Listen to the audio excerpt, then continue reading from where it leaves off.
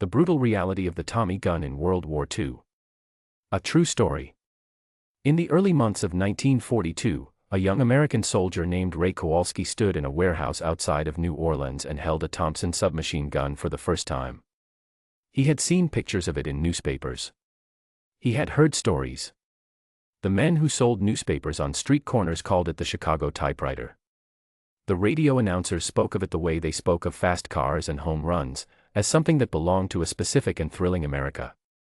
Ray held it in both hands, felt the weight of it settle into his arms, and thought, this is the gun that is going to win the war. He was 22 years old. He was wrong about the gun. He was wrong about quite a few things. But that particular wrongness about the Thompson, would take him from New Orleans to the jungles of the Pacific before it fully corrected itself. The Thompson submachine gun did not begin as a weapon of war.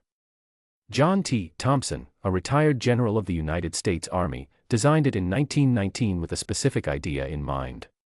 He imagined it as a tool for trench warfare, a weapon that soldiers could carry into narrow, close spaces and use at short range with devastating effect. He called his invention a trench broom, which is exactly what it was designed to be, something to sweep a confined space clean. The trouble was that the First World War ended before a single Thompson was ever fired in combat. The gun arrived too late for the war it was built for, and so it found a different kind of work. By the mid-1920s, organized criminal networks in American cities had discovered that the Thompson was light enough to carry under a coat, could hold a 50-round drum magazine, and fired .45 caliber rounds at a rate that gave one man the firepower of several. The newspapers gave it its nickname. The legend was born not in the trenches of France but on the streets of Chicago. When the Second World War arrived, the United States Army had a problem. It needed a submachine gun, and the Thompson was the gun it knew. The military began placing large orders in 1940 and into 1941, and the factories that produced the Thompson ramped up their output to meet the demand. By early 1942, hundreds of thousands of the guns were moving through supply chains and into the hands of soldiers like Ray, who received them and felt, in the weight of that metal, something like destiny. Ray shipped out to the Pacific Theater in the spring of 1942. His unit was assigned to the island campaign that would consume the next 2 years of his life. The Pacific was a war of islands and jungles, of heat and rain and terrain that seemed to resist the presence of men with every vine and root and yard of mud. It was a war that happened very close. Trails so narrow that 2 men could not pass each other. Vegetation so thick that visibility dropped to 30 feet. Engagements that opened and closed in seconds. In that environment, something unusual happened. The Thompson worked. The same qualities that made criminal networks love it, the large .45 caliber round, the high rate of fire at close range, translated directly into the Pacific jungle. When a Japanese soldier appeared from behind vegetation at 20 yards, the Thompson's round hit with enough force to end the confrontation immediately. Ray's unit learned to appreciate the gun the way men appreciate the right tool when they are holding it in the right situation. They cleaned it every night. They wrapped the action in cloth to keep moisture away from the moving parts. They treated it, in short, the way soldiers treat something they have come to depend on. But the Pacific was only one theater of the war. In North Africa, where American forces first met German soldiers across open desert in 1942 and 1943, the Thompson's story was entirely different. The desert is a particular enemy of mechanical things. Sand finds every gap and groove. It infiltrates parts that seem sealed. It accumulates in places where oil should be and replaces the oil's purpose with friction. American soldiers in North Africa began reporting, in the dry language of military documents, that their Thompson submachine guns were experiencing difficulties. The technical term was malfunction. The common soldier's term was considerably less polite. A sergeant named Edward Marsh, who served with an infantry unit in Tunisia, wrote in a letter home, a letter that his family kept and that eventually found its way into a wartime archive, that the Thompson was a wonderful gun in the rain and a terrible one in the sand. He was more precise than he perhaps knew. The Thompson's open bolt mechanism, which meant the bolt was pulled back and held open until the trigger was pressed, created an exposed gap in the receiver that sand entered easily. In a jungle, that gap filled with moisture and shed it again without serious consequence. In the Saharan grid of North Africa, it filled with particles that lodged between metal surfaces and stopped the gun from cycling. Unit commanders in North Africa began quietly requesting alternatives. The paperwork was routine. The frustration beneath it was not. American soldiers were meeting the German military for the first time, discovering that their opponents were disciplined and experienced and well-armed, and some of them were doing it with a submachine gun that could not reliably fire in the environment they were fighting in. The European theater presented a third set of problems. Normandy in June 1944, the hedgerow country of France, the long fight toward Germany. These were not jungles and not deserts.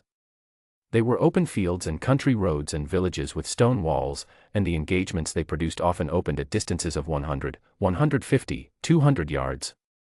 At those ranges, the Thompson's .45 caliber round began to lose the authority it had in the Pacific. The round was designed for close work. It flew true at 20 yards, 40 yards, 60 yards. At 150 yards it was still dangerous, but it was no longer the decisive instrument it had been in the jungle. Meanwhile, the M1 Garand semi-automatic rifle was changing what American infantrymen expected from their weapons. The Garand fired a rifle cartridge with real reach. It was accurate, reliable, and fast enough that a trained soldier could keep up a serious rate of fire. Next to the Garand, the Thompson looked like what it was, a close-range weapon assigned to a medium-range war. Squad leaders carried Thompsons. Non-commissioned officers carried them as a mark of rank. The gun signaled something about a soldier's position in the chain of command almost as much as it contributed firepower to a firefight. That is not a useless role. But it is a different role than anyone had planned for. In 1943, the United States military introduced a new submachine gun.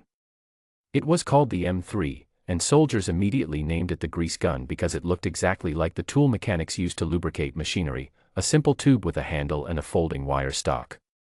It was not elegant. It was not inspiring. It had none of the Thompson's history or presence or sense of occasion. It cost $15 to produce. The Thompson cost $209. The M3 fired the same .45 caliber round. It was lighter.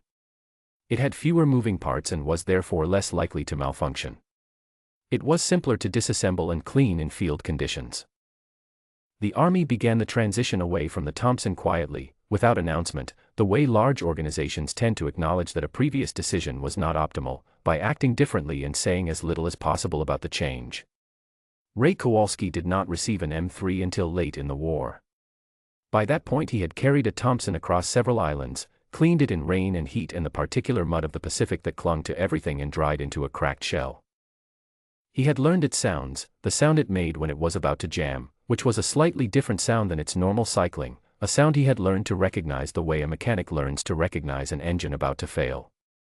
He had learned to trust it in the conditions it was built for, and to distrust it in the conditions it was not. When he was finally handed an M3 by a supply officer on a rear base, he turned the new gun over in his hands for a long moment. It was ugly. It was light. It did not have the Thompson's presence in the hands, that sense of solid weight that felt, when you first picked it up, like it was made to matter. He kept the M3. He used it for the rest of the war. He did not feel the same way about it that he had felt about the Thompson in that warehouse in New Orleans in 1942, but he was no longer 22 years old, and he no longer needed a weapon to feel like something that was going to win the war. He needed it to function. The M3 functioned. By the end of the war, the United States had produced approximately 1.75 million Thompson submachine guns. The production numbers tell one story. The field reports tell another. The truth of the Thompson in the Second World War is that it was a weapon designed for one kind of fighting that found itself assigned to three very different kinds, and performed differently in each. It was exceptional in the Pacific, where the jungle collapse distance and the .45 round answered every question a man could ask at close range.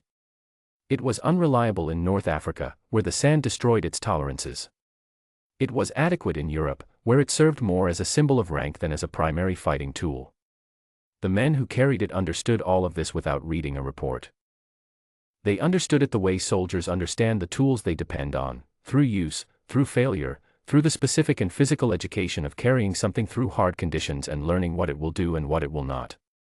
John T. Thompson died in 1940, before American soldiers carried his gun into combat in the war it would finally be used in.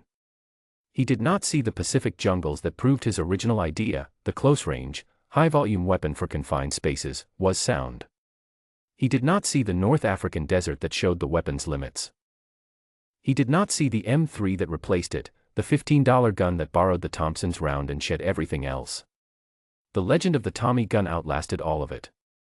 It survived the war, survived the replacement, survived the transition to newer weapons and newer conflicts. In films and novels and the general American imagination, the Thompson remained what it had always been in the public mind, the gun of fast men in long coats, the gun of a particular and dramatic America that existed somewhere between fact and story. Ray Kowalski came home in late 1945. He went back to work in his father's hardware store in Pittsburgh, where he sold nails and paint and garden tools for 30 years. He did not talk often about the war, which was common for men of his generation. When he did talk about it, he sometimes mentioned the Thompson, not with nostalgia exactly, and not with bitterness, but with the measured honesty of a man who had carried a thing for a long time and knew exactly what it was worth. It was a good gun, he would say, in the right place. That was true. It was also, in its way, the complete history of the Thompson submachine gun in the Second World War. Every weapon finds its conditions. The smart ones, the lucky ones, find those conditions before the conditions find them first. The Tommy gun found its conditions in the Pacific. The Pacific, at least, was kind enough to ask the right questions.